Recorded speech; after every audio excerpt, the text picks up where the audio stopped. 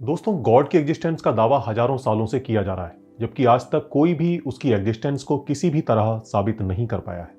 लेकिन बावजूद इसके दुनिया में करोड़ों लोग गॉड की एग्जिस्टेंस पर आंख मूंद कर विदाउट एनी डाउट विश्वास करते हैं। वो न केवल विश्वास करते हैं बल्कि अपने जीवन का एक इंपॉर्टेंट हिस्सा उसके लिए खर्च भी करते हैं।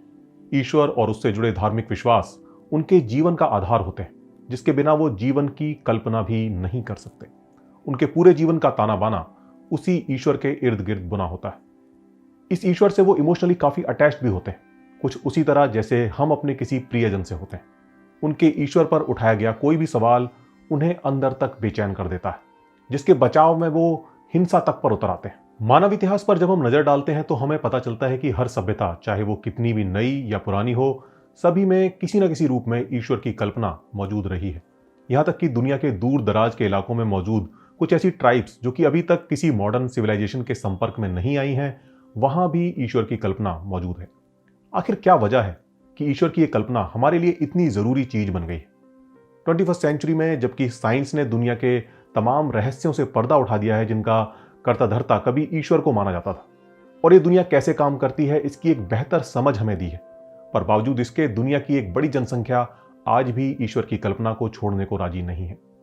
और ऐसा भी नहीं है कि ये सभी लोग कम पढ़े लिखे हैं। अच्छे पढ़े लिखे कई विद्वान और बुद्धिजीवी भी ईश्वर में आस्था रखते रहे हैं, और ऐसे एग्जाम्पल्स की कोई कमी नहीं है। तो आखिर क्या वजह है कि हम ह्यूमंस को ईश्वर की कल्पना इतनी ज्यादा अट्रैक्ट करती है? आखिर क्या वजह है कि हम इसके लिए इतने ज्यादा ससेप्टेबल हैं? ईश्वर पर विश्वास ना करना ईश्वर पर विश्वास करने से ज्यादा मुश्किल क्यों है? यही सब पता करेंगे आज की इस वीडियो में, तो कहीं जाएगा मत, बने रहिए मेरे साथ इस वीडियो के अंत तक।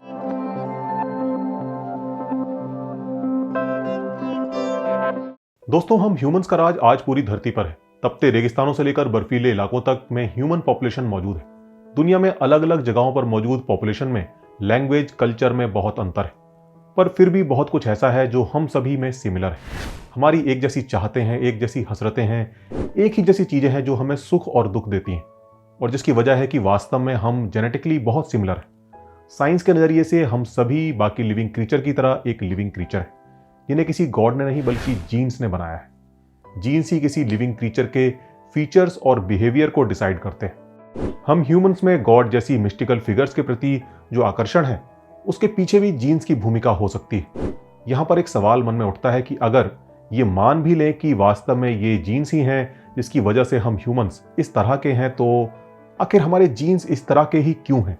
इनके ऐसा होने की आखिर क्या वजह है? थ्योरी ऑफ एवोल्यूशन हमें बताती है कि हर जीव एवोल्यूशन के एक लॉन्ग प्रोसेस से गुजरकर ही यहां तक पहुंचा है। वो आज जैसा दिखता है, उसका बिहेवियर जैसा है, उसके पीछे उन एडेप्टेशंस का रोल है जिन्होंने उसके पूर्वजों की सर्वाइवल में मदद की है। भले ही आज के आधुनिक दौर में हमें इन एडेप्टेशंस की जरूरत ना हो, लेकिन फिर भी ये हमारे बिहेवियर को कंट्रोल करते हैं। कभी आपने सोचा है कि आखिर क्यों फास्ट फूड हमें इतना अट्रैक्ट करता है? फास्ट फूड की क्रेविंग हम सभी में होती है। फैट और शुगर से भरपूर ये फूड हमें बहुत अट्रैक्ट करता है, बजाय सैलेड और स्प्राउट के। बावजूद इसके कि हम जानते हैं कि फास्ट फूड हमारी हेल्थ के लिए अच्छा नहीं है, फिर भी इसे खाने से हम खुद को नहीं रोक पाते। फास्ट फूड का बिजनेस करने वाली कंपनीज हमारे इस बिहेवियर को बहुत अच्छे से समझती हैं, और इसी के जरिए वो इतनी सक्सेसफुल भी हैं। फास्ट फूड के लिए हमारी इस क्रेविंग के पीछे भी एक एवोल्यूशनरी अडेप्टेशन का हाथ है। असल में आज जितनी आसानी से हमें फैट और शुगर से भरपूर फूड अवेलेबल है, वो हजारों साल पहले नहीं था।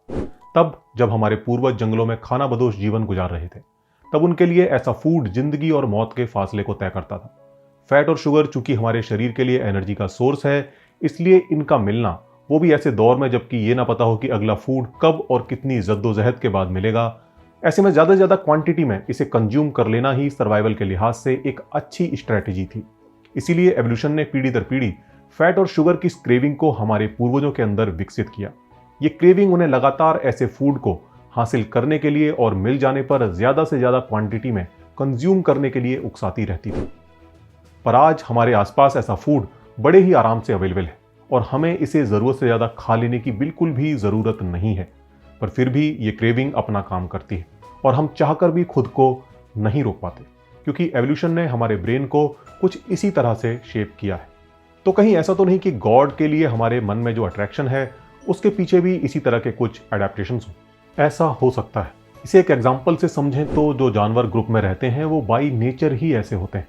कोई इन्हें ग्रुप में रहना सिखाता नहीं, बल्कि ये अडाप्टेशन उनके ब्रेन में मौजूद होता है। इंसान भी एक सामाजिक प्राणी है, हमारे एंसेस्टर्स भी ग्रुप्स में रहा करते थे और इसी समूह की ताकत ने उन्हें बचाए रखा था। लिहाजा एवोल्यूशन ने पीढ़ी दर पीढ़ी ऐसे अडाप्टेशंस को प्रिजर्व किया जो हमें एक बेहतर समूह बना सकने में मदद कर सकते थे। समूह में रहने के लिए कुछ खास गुणों की जरूरत होती है, जैसे आपसी लगाव, सहयोग की भावना, एक दूसरे पर विश्वास, team work, communication skills and there are lots of others. आज से लगभग 50,000 साल पहले इस धरती पर इंसानों की 4 प्रजातियां मौजूद थी, लेकिन बीतते समय के साथ केवल एक होमो सेपियंस ही बचे रहने में कामयाब रहे। एंथ्रोपोलॉजिस्ट का मानना है कि हमारे पूर्वजों के साथ हुए संघर्ष ने ही बाकी इंसानी प्रजातियों को विलुप्त कर दिया। इससे ये बात तो साफ होती है कि होमो सेपियंस में कुछ तो खास था जिसने उन्हें इस संघर्ष में विजेता बनाया था। यही नहीं, ह्यूमन जीनोम पर हुई रिसर्च हमें ये बताती है कि आज से लगभग 1 लाख साल पहले एनवायरमेंटल चेंज की वजह से केवल 1000 लोगों का ग्रुप ही बचा था। आज धरती पर मौजूद हर इंसान के पूर्वज वही 1000 लोग थे। तो आखिर उनके अंदर ऐसा क्या खास था जिसने उन्हें इन टफ कंडीशंस में बचाए रखा और दूसरी इंसानी प्रजातियों के साथ हुए संघर्ष में भी विजेता बनाया? एंथ्रोपोलॉजिस्ट का कहना है कि हमारे पूर्वजों के भीतर कुछ ऐसी चीजें थीं जो उन्हें दूसरी इंसानी प्रजातियों से बेहतर बनाती थी। जैसे कि उनकी कम्युनिकेशन स्किल बहुत अच्छी थी। वो जो सोचते थे उसे बेहतर ढंग से अपने साथियों से शेयर कर पाते थे। लिहाजा उनका टीम वर्क बहुत अच्छा होता था। उनकी इमेजिनेशन पावर बहुत अच्छी थी और इसी इमेजिनेशन पावर ने उन्हें बेहतर टूल बनाने में मदद की थी। इसी ने उनके भीतर कला और संगीत को विकसित किया था और इसी ने उन्हें एक स्ट्रॉन्ग ग्रुप बनाने में मदद की थी। यही नहीं, उनका अपने ग्रुप के मेंबर्स के साथ एक स्ट्रॉन्ग इमोशनल कनेक्शन भी था। इस सब ने हमें एक बेहतर समाज बनाने में मदद की। समूह की भावना, समूह को पहचानने और उसके लिए समर्पित होकर काम करने की भावना हमारे भीतर इतनी स्ट्रांग है कि इसे आप हर जगह देख सकते हैं। आप कुछ बच्चों को रैंडमली 2 टीम में बांट दीजिए। अब उन्हें किसी टास्क या गेम में लगा दीजिए जिसमें उन्हें एक दूसरे से कम्पीट करना। आप देखेंगे कि हर बच्चा अपनी टीम के लिए समर्पित भाव से काम करता है, भले ही दूसरी टीम में उसका सगा भाई या बहन क्यों ना हो। हम अपने देश, धर्म, जाति पर गर्व करते हैं, उसके पीछे भी यही भावना काम करती है। आप कहीं बाहर गए हों और आपको अपने शहर का कोई व्यक्ति मिल जाए तो आप उस अजनबी से भी अपनापन महसूस करने लगते हैं। इसके पीछे भी इसी का रोल है। अपने लोगों के लिए हमारा इमोशनल अटैचमेंट भी एक अलग ही लेवल का होता है। हम बहुत गहरे से उनसे अटैच होते हैं। एंथ्रोपोलॉजिस्ट एलन वॉकर और पैट शिपमैन ने एक होमो इरेक्टस वुमन के फॉसिल पर रिसर्च की थी। फॉसिल क्लियरली ये इंडिकेट कर रहा था कि इस वुमन की डेथ विटामिन ए की पॉइजनिंग से हुई है। इस बीमारी में जॉइंट्स में भयंकर पेन होता है, पर फॉसिल ये भी बता रहा था कि वो इस हालत में कई महीनों तक जिंदा रही थी। इसका सीधा मतलब था कि कोई ना कोई वहां उसकी मदद करने वाला मौजूद था। कोई था जो उसे खाना और सुरक्षा दे रहा था। जिन हालातों में वो लोग जी रहे थे उसमें बिना किसी केयर टेकर के इतने दिन जिंदा रह पाना इम्पॉसिबल था। कोई भी बिना इमोशनल अटैचमेंट के किसी की इतने कठिन हालातों में मदद नहीं कर सकता। वैसे अटैचमेंट सिस्टम केवल ह्यूमंस में ही नहीं देखा जाता, बल्कि जानवरों में भी कम या ज़्यादा मात्रा में देखा जा सकता है। इस अटैचमेंट सिस्टम ने भी जीवों को एक बेटर ग्रुप बनाने और उसके जरिए सर्वाइवल में मदद की है। लिहाजा ये अडैप्टेशन भी जीव जगत में ज़रूरत के हिसाब से डेवलप हुआ है। सभी जीवों की तुलना में मैमल्स आपस में एक ज़्यादा गहरा इमोशनल बॉन्ड शेयर करते हैं, लेकिन हम ह्यूमंस में तो ये अटैचमेंट सिस्टम एक नेक्स्ट लेवल पर ही चला गया है। हम अपनी फैमिली, फ्रेंड्स और पेट्स के साथ साथ कभी कभी अपनी चीज़ों से भी अटैच हो जाते हैं। यहाँ तक कि ये अटैचमेंट इमेजिनरी फिगर्स के प्रति भी होता है। हमारे दिमाग में मौजूद ये एवोल्यूशनरी अडैप्टेशंस ही गॉड के कॉन्सेप्ट के लिए फर्टाइल लैंड प्रोवाइड कराते हैं। रिलीजन हमारी इसी साइकोलॉजी पर काम करता है। Religion God and Holi figures के नाम से हमें ऐसी इमेजिनरी अटैचमेंट फिगर्स देता है जो कि रियल अटैचमेंट फिगर्स से कई मामलों में बेहतर होती हैं। रियल अटैचमेंट फिगर्स, चाहे वो माँ बाप हों, गुरु या फिर कोई और, वो हमेशा नहीं रहते, पर गॉड हमेशा मौजूद रहता है। रियल अटैचमेंट फिगर्स में कुछ बुराइयां भी हो सकती हैं, जो कि होती ही हैं। आखिरकार इंसान बुराइयों का पुतला है, पर God is all good. God में कोई बुराई नहीं होती और इसीलिए ऐसा होता है कि किसी धर्म, गुरु, पीर, पैगंबर की पॉपुलैरिटी उनके मरने के बाद तेजी से बढ़ती है, क्योंकि जब तक वो हमारे सामने होते हैं तब तक उनकी इंसानी बुराइयां भी हमारे सामने आती रहती हैं, पर उनके मरने के साथ ये बुराइयां भी सामने आनी बंद हो जाती हैं और सिर्फ अच्छाइयां ही बचती हैं। उनके मरने के बाद उनकी अच्छाइयों और चमत्कारों के कई काल्पनिक किस्से भी आसानी से उनके साथ जुड़ते चले जाते हैं, क्योंकि तब उन्हें वेरीफाई करना पॉसिबल नहीं होता। इस अटैचमेंट को और गहरा बनाने के लिए रिलीजन इन इमेजिनरी फिगर्स को मदर फादर के रूप में पेश करता है, क्योंकि हमारा अपने माता पिता के साथ गहरा अटैचमेंट होता है और हम इनके साथ होने पर सेफ फील करते हैं। एक तरह से देखा जाए तो रिलीजन हमें सुपर ह्यूमन अटैचमेंट फिगर्स देता है, जो कि हर मामले में रियल अटैचमेंट फिगर्स से बेहतर होते हैं, बिल्कुल फैट और शुगर से भरपूर फास्ट फूड की तरह। और इसीलिए हम न केवल इनसे बहुत जल्दी अट्रैक्ट हो जाते हैं, बल्कि हमें इनकी लत पड़ जाती है। पर यहाँ एक सवाल उठता है कि आखिर हम इमेजिनरी फिगर्स को रियल कैसे मान लेते हैं? इसकी वायरिंग भी हमारे दिमाग में ही मौजूद है। हमारे दिमाग के फ्रंटल लोब में कुछ इस तरह की वायरिंग मौजूद है जो कि हमें नॉन फिजिकल चीज़ों को भी फिजिकल एट्रीब्यूट देने में मदद करती है। इसी की वजह से हम अपने इमोशंस को, अपनी डिजायर को, अपने अस्तित्व को अपने शरीर से अलग फील कर पाते हैं। एक तरह से हम माइंड एंड बॉडी को दो अलग अलग चीज़ों के रूप में देखते हैं। बॉडी ना होने पर भी माइंड बचा रह सकता है, ऐसा सोचना हमें इलॉजिकल नहीं लगता। आयरलैंड की क्वींस यूनिवर्सिटी के साइकोलॉजिस्ट जीस बेरिंग ने एक एक्सपेरिमेंट से इसे बहुत ही अच्छे से शो किया है। उन्होंने कुछ छोटे बच्चों को लिया और उनके लिए एक पपेट शो ऑर्गेनाइज किया।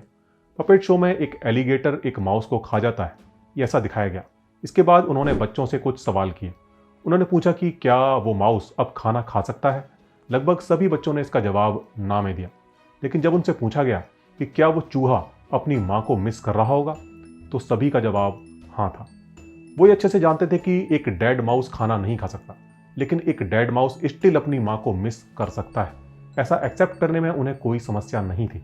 कहने का मतलब है कि उन्होंने एक डेड माउस को भी एक मेंटल स्टेट दे दी थी। यही वजह है कि हमारे समाज में अबॉर्शन के अगेंस्ट इतनी डिबेट चलती है, क्योंकि लोग उस बच्चे को जो कि अभी डेवलपमेंट की इनिशियल स्टेज में है, उसे भी एक मेंटल स्टेट दे देते हैं, जैसे कि वो भी हमारी तरह सब कुछ फील कर सकता है, और अगर कोई उसे अबॉर्ड करेगा तो उसको बुरा फील होगा। यही वजह है कि कई बच्चों के इमेजिनरी फ्रेंड्स होते हैं, क्योंकि उन्हें इमेजिनरी फिगर्स को रियल एक्सेप्ट करने में कोई समस्या नहीं होती। और यही वजह है कि हम गॉड के कॉन्सेप्ट को न केवल आसानी से सच मान लेते हैं, बल्कि उसे एक मेंटल स्टेट देने में भी हमें कोई समस्या नहीं होती। यही नहीं, गॉड हमारे बारे में क्या सोचता है ये भी हम आसानी से इमेजिन कर पाते हैं। वैसे ये भी एक एडॉप्टेशन है जो कि हमें एवोल्यूशन से मिला है। एक ग्रुप में रहने के लिए ये जरूरी है कि दूसरे लोग क्या सोच रहे हैं आप उसका अनुमान लगा पाएं। और यदि आप ध्यान दें तो हम ये लगातार करते रहते हैं। हमारे किसी एक्शन से कोई हमारे बारे में क्या सोच रहा होगा या वो हमसे क्या चाहता होगा, हम लगातार इस बारे में सोचते रहते हैं। यही नहीं, हम किसी को लेकर एक पूरी कन्वर्सेशन अपने दिमाग में रन कर सकते हैं कि अगर मैंने ये कहा तो वो कहेगा, यदि वो कहा तो वो ये कहेगा। और हम आसानी से इस इमेजिनरी कन्वर्सेशन में इतना डूब जाते हैं कि हम इमोशंस को भी फील कर सकते हैं। यही वजह है कि हम मूवी में कोई इमोशनल सीन को देखते हुए रो पड़ते हैं। यही वजह है कि लोग मेंटली मर चुके लोगों से बात कर लेते हैं। कोई मर चुका प्रियजन उनसे क्या चाहता है ये सोचने में उन्हें कोई समस्या नहीं होती। हमारा दिमाग अनदेखी अनजान इमेजिनरी चीज़ों के साथ भी एक कॉम्प्लेक्स रिलेशनशिप डेवलप कर लेता है। ये अडॉप्टेशन हमें लोगों की इंटेंशन समझने और उसके अनुसार अपना अगला स्टेप डिसाइड करने में मदद करता है। पर रिलीजन इस एवोल्यूशनरी अडॉप्टेशन का बड़े ही खूबसूरती से यूज़ करता है और हमें ये इमेजिन करने में कोई समस्या नहीं होती कि गॉड हमसे क्या चाहता है। ऐसे ही एक और अडॉप्टेशन है जो कि हमें घटना का उद्देश्य जानने के लिए उकसाता है। कोई भी इंसिडेंट जब हमारे सामने आता है तो ऑटोमेटिकली हम ये सोचने लगते हैं कि जरूर इसके पीछे कोई पर्पज होगा। लॉजिकल रीजनिंग की एबिलिटी हम ह्यूमंस को एवोल्यूशन से मिला सबसे बड़ा गिफ्ट है, जिसका कारण है कि हमारे पूर्वजों के जीवन और मौत का फासला बारीक संकेतों को समझने पर निर्भर था। जब भी उनके आसपास कुछ घटना घटती थी तो वो ये जानने की कोशिश करते थे कि ऐसा क्यों हुआ। नेचर में बहुत सी घटनाओं को समझ पाना उस समय उनके लिए पॉसिबल नहीं था, लेकिन वो सोचते थे कि इसका कोई तो रीजन हो, कोई तो पर्पज होगा। ना समझ में आने वाली ऐसी घटनाओं को एक्सप्लेन करने के लिए सबसे इजी कोई सॉल्यूशन उनके पास था तो वो ये कि उसके लिए कोई इमेजिनरी फिगर को असाइन कर दिया जाए। वो आसानी से ऐसा कर भी सकते थे, क्योंकि जैसा कि अभी हमने पीछे समझा कि उनका दिमाग इस तरह का था कि वो न केवल आसानी से इमेजिनरी फिगर्स को एक्सेप्ट कर सकता था, बल्कि उन्हें एक मेंटल स्टेट भी दे सकता था। जो चीज़ें हमें समझ नहीं आती हम उनके लिए कोई इमेजिनरी एजेंसी असाइन कर देते हैं जो कि इंसानों की तरह सोच सकती है। भूत प्रेत, चुड़ैल, आत्मा का जन्म यहीं से होता है। प्राकृतिक शक्तियों को ना समझ पाने के कारण उनके लिए भी हमारे पूर्वजों ने एक इमेजिनरी एजेंसी असाइन कर दी थी। अब कारण और पर्पज को आसानी से समझा जा सकता था। जैसे अगर तूफान आता है तो जरूर स्काई गॉड गुस्से में है। ओल्ड माइथोलॉजी के सारे गॉड वास्तव में नेचुरल पावर्स को ही कंट्रोल करते थे। वेदों में मिलने वाले गॉड जैसे कि इंद्र, वरुण, वायु, सूर्य सभी नेचुरल पावर्स को ही कंट्रोल करते थे। हमें उनका ऐसा कर पाना इलॉजिकल नहीं लगता, क्योंकि ये हमारी रोजमर्रा की घटनाओं की समझ से कॉन्ट्राडिक्ट नहीं करता। इसे आप कुछ इस तरह से समझ सकते हैं। अगर कोई आपसे कहे कि पीपल का पेड़ आपके कोर्ट केस में आपको लीगल एडवाइस दे सकता है, तो आप इस पर यकीन नहीं करेंगे। लेकिन अगर कोई कहे कि पीपल का पेड़ आपकी प्रेयर सुन सकता है और चीजें आपके फेवर में कर सकता है, तो आप आसानी से इस पर यकीन कर लेंगे। पीपल के पेड़ का लीगल एडवाइस देना हमारी चीजों की समझ से कॉन्ट्रडिक्ट करता है, क्योंकि इसके लिए उसको बोलना पड़ेगा, और बोलने वाला पेड़ हमारी चीजों की रोजमर्रा की समझ से कॉन्ट्रडिक्ट करता है। लेकिन सुनने के लिए पेड़ को कुछ नहीं करना है, लिहाजा हम ये आसानी से एक्सेप्ट कर पाते हैं। इसीलिए जब कोई कहता है कि गॉड आपकी प्रेयर को सुनता है, तो हमें इसे एक्सेप्ट करने में कोई प्रॉब्लम नहीं होती। ऐसे ही एक और अडेप्टेशन है जो कि हमारे भीतर अथॉरिटी के लिए रेस्पेक्ट पैदा करता है। वो काम जो कोई व्यक्ति नॉर्मली नहीं करता, वो अथॉरिटी द्वारा इन्फ्लुएंस किए जाने पर कर डालता है। स्टैनली मिलग्राम, जो कि एक अमेरिकन साइकोलॉजिस्ट थे, उन्होंने 1961 में एक एक्सपेरिमेंट किया था, जिसे आज हम उन्हीं के नाम पर मिलग्राम एक्सपेरिमेंट के नाम से जानते हैं, जिसमें उन्होंने यही दिखाया था। एक्सपेरिमेंट का सेटअप कुछ इस तरह का था। इसमें एक टीचर था, एक लर्नर था और एक एक्सपेरिमेंटर था। लर्नर को इलेक्ट्रिक चेयर पर बांधा जाता है। टीचर उसे कुछ वर्ड्स याद करने को देता है, जिन्हें ठीक से याद ना कर पाने पर टीचर पनिशमेंट के तौर पर इलेक्ट्रिक शॉक देता है। हर गलती के बाद शॉक का वोल्टेज बढ़ता जाता है। हर शॉक के बाद लर्नर दर्द से कराहता है और टीचर से एक्सपेरिमेंट को बंद करने की गुहार लगाता है। पर टीचर अगर तरस खाकर एक्सपेरिमेंटर की तरफ इसे बंद करने की नियत से देखता है, तो वहां से उसे हमेशा एक्सपेरिमेंट को कंटिन्यू करने का ही ऑर्डर मिलता है। अगर आप इसे एक क्रूअल एक्सपेरिमेंट समझ रहे हैं, तो मैं आपको बता दूं, इसमें टेस्ट का सब्जेक्ट केवल टीचर ही है। लर्नर को वास्तव में कोई शॉक नहीं लगता, वो सिर्फ एक्टिंग करता है। पर टीचर को इसके बारे में पता नहीं होता। वो तो यही सोचता है कि लर्नर को काफी पेन हो रहा है। और इस एक्सपेरिमेंट में पाया गया कि जब कोई अथॉरिटी फिगर हमें कुछ करने को कहती है, तो हम अपनी कॉन्साइंस के अगेंस्ट भी काम कर जाते हैं। एक्चुअल में एक ग्रुप को सही से चलाने के लिए ग्रुप के लीडर के प्रति सम्मान होना जरूरी है। यह अडाप्टेशन इसी में मदद करता है। रिलीजन इस अडाप्टेशन का मिसयूज करता है और अथॉरिटी फिगर की जगह गॉड को रख देता है। ऐसा करके हम किसी इंसान के व्यवहार को आसानी से कंट्रोल कर सकते हैं। हम चाहें तो उससे बहुत अच्छे काम भी करवा सकते हैं और चाहें तो बहुत बुरे काम भी। पर चिंता की बात यहाँ पर यह है कि इसके जरिए किसी को उसके कॉन्साइंस के अगेंस्ट भी काम करने के लिए मजबूर किया जा सकता है। और दुख की बात यह है कि उस इंसान को अपने किए का कोई पछतावा होना तो दूर, बल्कि वो उसे एक पवित्र काम समझता है। लोग अक्सर मोरालिटी के लिए रिलीजन को जरूरी बताते हैं और मोरालिटी रिलीजन से ही आई है ऐसा बोलते हैं।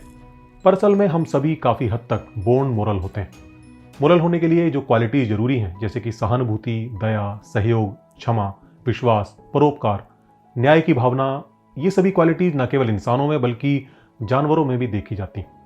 ये लेके साइकोलॉजी के प्रोफेसर ब्लूम ने तो एक्सपेरिमेंट से यहां तक शो किया है कि 3 महीने के बच्चे भी सही गलत, अच्छे बुरे में फर्क कर सकते हैं। इस एक्सपेरिमेंट के दौरान बच्चों ने उन पपेट्स को चुना जिन्हें दूसरों की हेल्प करते हुए दिखाया गया था। तो एक तरह से हम सभी इंसान पैदाइशी एक मोरल सेंस रखते हैं, पर अगर हमें कोई अथॉरिटी फिगर इन्फ्लुएंस करे तो हम इमोरल काम भी कर सकते हैं, और वो भी बिना किसी पछतावे के। इसके साथ ही जो रिचुअल्स हमें रिलीजन्स में देखने को मिलते हैं, वो भी हमारे दिमाग के काम करने के तरीके और उसकी केमिस्ट्री में बहुत अच्छे से फिट हो जाते हैं और गॉड पर हमारे बिलीफ को और भी ज़्यादा स्ट्रॉन्ग करने में मदद करते हैं। जैसा कि हमने इस वीडियो में समझा कि कुछ एवोल्यूशनरी अडेप्टेशंस की वजह से हम बहुत आसानी से इमेजिनरी चीज़ों पर विश्वास कर लेते हैं, पर अगर इन बिलीव्स में पूरे ग्रुप का पार्टिसिपेशन ना हो तो ये बिलीव्स इतने स्ट्रांग नहीं होंगे। किसी बिलीफ में पूरे ग्रुप का पार्टिसिपेशन उसे काफ़ी स्ट्रांग बना देता है। इसे आप कुछ इस तरह से समझ सकते हैं। सपोज कीजिए कि किसी चीज़ में अगर केवल आप बिलीव करते हैं, बाकी लोग नहीं, तो इसके चांसेस बहुत ज़्यादा हैं कि कभी ना कभी आपको अपने बिलीफ पर डाउट आ जाए और हो सकता है कि कभी आपको लगने लगे कि शायद आप गलत हैं। पर अगर किसी चीज़ पर लाखों करोड़ों लोग विश्वास करते हों, तो भले ही आपके मन में कितने ही डाउट आएँ, आप आसानी से उनसे बाहर आ सकते हैं और अपने बिलीफ के साथ बने रह सकते हैं, क्योंकि हमें लगता है कि इतने सारे लोग जिस चीज़ पर विश्वास करते हैं उसमें कुछ तो सच्चाई होगी। आज भी दुनिया में कुछ ऐसी ट्राइब्स बची हुई हैं जो कि अभी तक मॉडर्न कल्चर के संपर्क में नहीं आई और जो कि उन लोगों की डायरेक्ट डिसेंडेंट हैं जिन्होंने आज से 50,000 साल पहले अफ्रीका को छोड़ा था। और उन ट्राइब्स के रिचुअल्स भी हमारे ही रिलीजियस रिचुअल्स की तरह ही सॉन्ग्स, डांस और ट्रांस पर बेस्ड। क्या ये सिर्फ एक कॉन्सिडेंट है या फिर इसके पीछे भी कोई साइकोलॉजिकल रीजन है? वेल, रिसर्च बताती हैं कि कंबाइंड एक्टिविटीज़ जिसमें कि पूरा ग्रुप लय में काम करता है, हमारे न्यूरोट्रांसमीटर्स को स्टिमुलेट और बूस्ट करती हैं। ये एक्टिविटीज़ न केवल हमें आनंद देती हैं बल्कि ग्रुप के मेंबर्स के साथ हमारे बॉन्ड को भी स्ट्रॉन्ग करती हैं। लंबी और थका देने वाली ग्रुप एक्टिविटीज एंडोर्फिन्स के लेवल को बढ़ाती हैं, जो कि एक नेचुरल पेन किलर भी है और हमारे सोशल बॉन्ड को भी मजबूत करने में मदद करता है। इस तरह के रिचुअल्स में नशा पैदा करने वाली चीज़ों का यूज़ भी आम है। नशा पैदा करने वाली चीज़ें जैसे कि अल्कोहल और ड्रग्स, ये भी हमारे न्यूरोट्रांसमीटर्स को स्टिमुलेट करती हैं और आनंद की अनुभूति देने के साथ साथ सोशल बॉन्ड को भी मजबूत करती हैं। कुछ रिचुअल्स तो वास्तव में हमें हेलुसिनेशन की स्टेट में ले जाने के लिए ही डिज़ाइन किए गए हैं, पर यहाँ सवाल उठता है कि आखिर कोई हेलुसिनेटरी स्टेट में जाना ही क्यों चाहता है। तो इसका शॉर्ट आंसर है कि इसके जरिए जो उसके बिलीव्स हैं उन्हें न केवल वो एक्सपीरियंस कर सकता है, बल्कि ये उसके बिलीफ को और गहरा भी कर सकता है। हेलुसिनेटरी स्टेट उसे रियल वर्ल्ड से अलग कुछ खास तरह का एक्सपीरियंस करा सकती है। जो चीज़ें रियल वर्ल्ड में पॉसिबल नहीं हैं वो वहाँ पॉसिबल हो सकती हैं। ऐसी स्टेट में कई बार लोगों को अपने मरे हुए फैमिली मेम्बर्स दिख जाते हैं और यहाँ से एक विश्वास जन्म लेता है कि शायद वो अभी भी मौजूद है, पर शायद किसी और दुनिया में। हेलुसिनेशन इन दोनों दुनिया के बीच एक पुल का काम करता है। रिलीजियस रिचुअल्स में फास्टिंग, लॉन्ग रिदमेटिक एक्टिविटीज़, लंबे समय तक जागना और ड्रग्स के इस्तेमाल के पीछे कहीं ना कहीं इस हेलुसिनेटरी स्टेट को अचीव करना ही उद्देश्य है। हमारे पूर्वजों ने जब एग्रीकल्चर की खोज की तो उसकी खोज और डेवलपमेंट के साथ इसका अनप्रेडिक्टेबल होना एक बड़ी समस्या के रूप में उभर कर आया। उस समय में एग्रीकल्चर पूरी तरह से नेचर के रहमो करम पर निर्भर था। आंधी, तूफान, बारिश, ओले, तो कभी सूखा तो कभी कीड़े पूरी फसल को बर्बाद कर देते थे। इतनी मेहनत करने के बावजूद उनके साथ ऐसा क्यों हुआ? हमारे पूर्वजों को इसका जवाब चाहिए था, जिसका जवाब ढूंढा गया कि शायद देवताओं के नाराज होने से ही ये सब हुआ है। लिहाजा देवताओं को खुश करने के तरीके खोजे जाने लगे। कई तरह के रिचुअल्स का जन्म इस तरह से हुआ और इन्होंने भी देवताओं या गॉड जैसी सुपरनेचुरल पावर में हमारे बिलीफ को मजबूत किया। इन रिचुअल्स के इतर कुछ रिलीजन्स में मेडिटेशन या प्रेयर्स का बोलबाला है और ऐसा दावा किया जाता है कि इनके दौरान कई लोगों ने दिव्य अनुभव किए हैं, जैसे किसी स्पिरिचुअल बीइंग या फिर गॉड की मौजूदगी को एक्सपीरियंस किया है। यहाँ तर्क दिया जा सकता है कि हो सकता है जिन लोगों ने इस तरह के एक्सपीरियंस किए हों वो झूठ बोल रहे हैं, पर मुझे ऐसा नहीं लगता। मेरा ऐसा मानना है कि जो लोग ऐसा दावा कर रहे हैं वास्तव में उन्होंने कुछ एक्सपीरियंस किया होगा, पर हाँ, उनका एक्सपीरियंस रियल है ऐसा मुझे नहीं लगता। ये भ्रम भी हो सकता है। आधुनिक मनोविज्ञान हमें बताता है कि हेलुसिनेशन के दौरान इस तरह के अनुभव हो सकते हैं, पर ऐसे अनुभवों के दौरान ब्रेन में क्या होता है, ब्रेन की किस एक्टिविटी की वजह से ये एक्सपीरियंस पैदा होते हैं, ये अभी तक ठीक से पता नहीं था। पर पिछले कुछ डेकेड्स में न्यूरोसाइंस में जिस तरह की प्रोग्रेस हुई है उसकी वजह से हमें इन सवालों का जवाब भी मिलना शुरू हो गया है। माइकल परसिंगर, जो कि कनाडा की एक यूनिवर्सिटी में बतौर साइकोलॉजिस्ट काम करते थे, उन्होंने 90s के दशक में एक डिवाइस बनाई थी जिसे सर पर हेलमेट की तरह पहना जाता था और जो इस तरह के रिलीजियस एक्सपीरियंसेस को पैदा कर सकती थी। इसकी वजह से इसका नाम ही गॉड हेलमेट पड़ गया था। असल में ये वीक मैग्नेटिक फील्ड को पैदा करती थी जो कि हमारे ब्रेन के टेम्पोरल लोब को स्टिमुलेट करता था। एक्सपेरिमेंट के दौरान सब्जेक्ट के विजुअल एंड ऑडिटरी परसेप्शंस को ब्लॉक कर दिया जाता था और इस हेलमेट के जरिए उसके टेम्पोरल लोब को स्टिमुलेट किया जाता था। कई सब्जेक्ट्स ने ऐसा बताया कि उन्होंने इस दौरान अपने अलावा किसी और की प्रेजेंस को फील किया है। परसिंगर का इस पर कहना है कि असल में हमारे ब्रेन में कोई एक सेंस ऑफ सेल्फ नहीं होता, बल्कि ब्रेन के कई अलग अलग हिस्से मिलकर इस सेंस ऑफ सेल्फ के एक्सपीरियंस को पैदा करते हैं। नॉर्मल कंडीशंस में कोई एक सेंस ऑफ सेल्फ बाकी को डोमिनेट करता है और इसीलिए हमें सिर्फ एक sense of self he feel होता है। पर अगर टेम्पोरल लोब को सही जगह पर स्टिमुलेट किया जाए तो कोई और सेंस ऑफ सेल्फ भी हमारी कॉन्शियसनेस में आ सकता है और वो किसी और की प्रेजेंस जैसा फील करा सकता है। बहुत से लोग जो टेम्पोरल लोब एपिलेप्सी का शिकार होते हैं वो बहुत धार्मिक होते हैं और उनके लिए इस तरह के एक्सपीरियंसेस आम होते हैं। अगर ऐसा है तो इस बात की संभावना बहुत बढ़ जाती है कि दुनिया में कई अलग अलग रिलीजन्स के जो फाउंडर्स हैं और जो कि खुद को ईश्वर का दूत बताते थे और जिनकी गॉड और फरिश्तों से बातें हुआ करती थीं, वो टेम्पोरल लोब एपिलेप्सी का शिकार रहे हों। इसी तरह अमेरिका के एक doctor and professor Andrew Newberg की प्रे करती हुई नन्स और मोंक्स पर की गई न्यूरो इमेजिंग स्टडी एक और तरह के एक्सपीरियंस की वजह का जवाब देती है। उनकी ये स्टडी बताती है कि इंटेंस प्रे या मेडिटेशन के दौरान जब कोई इंडिविजुअल अपने को यूनिवर्स के साथ एक होता हुआ महसूस करता है तो उसके ब्रेन में हाई फ्रंटल लोब एक्टिविटी और लो पैराइटल लोब एक्टिविटी देखने को मिलती है। पैराइटल लोब ब्रेन का वो हिस्सा है जो सेंसी इंफॉर्मेशन जो कि हमें अपने सेंस ऑर्गन से मिलती है उसको प्रोसेस करता है। यही हिस्सा हमें बताता है कि कहाँ हमारा शरीर खत्म होता है और कहाँ बाहरी दुनिया शुरू होती है। अगर इसको मिलने वाली सेंसी इंफॉर्मेशन को किसी टेक्निक से ब्लॉक कर दिया जाए तो self and non self, inner world and outer world का फर्क मिटने लगता है और उस इंडिविजुअल को ऐसा लगता है कि जैसे वो यूनिवर्स के साथ मर्ज हो गया है। तो इस तरह से आप समझ सकते हैं कि किस तरह एवोल्यूशनरी एडाप्टेशंस ने परिस्थितियों के साथ मिलकर गॉड और उससे जुड़े बिलीव्स एंड रिचुअल्स को पैदा किया, और यही समय के साथ डेवलप होते होते आज प्रेजेंट रिलीजन्स के रूप में हमारे सामने है। इन रिलीजन्स ने संस्कृतियों के विकास में अहम भूमिका निभाई है। पूरी मॉडर्न सिविलाइजेशन इन्हीं के इर्द गिर्द विकसित हुई है।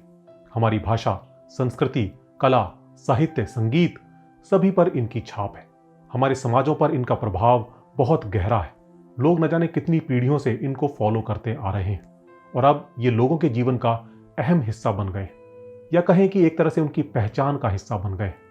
लोगों ने अपने जीवन का ताना बाना इस कदर इनके आसपास बुन लिया है कि बिना रिलीजन के उनका जीवन मायने खोने लगता है। उनके लिए आज ये समझना बेहद मुश्किल है कि किस तरह गॉड और उससे जुड़े बिलीफ्स एंड मिथ्स पहले हम इंसानों के जीवन और फिर उनकी सभ्यता और संस्कृति का हिस्सा बने थे। और कोई अगर उन्हें ये सब समझाना भी चाहे तो इन एवोल्यूशनरी एडाप्टेशंस की वजह से वो इन बिलीफ्स के लिए इतने ज्यादा ससेप्टेबल हैं कि उन्हें इनसे बाहर ला पाना आसान नहीं है। तो दोस्तों, that's all for today. Video अगर पसंद आई हो तो लाइक करना मत भूलिएगा, और अगर चैनल को अभी तक सब्सक्राइब नहीं किया है तो प्लीज चैनल को सब्सक्राइब करते जाइए। एंड जाते जाते I want to give a big thanks to all the supporters. जल्दी एक नई वीडियो में आपसे फिर मुलाकात होगी, तब तक के लिए good bye and take care.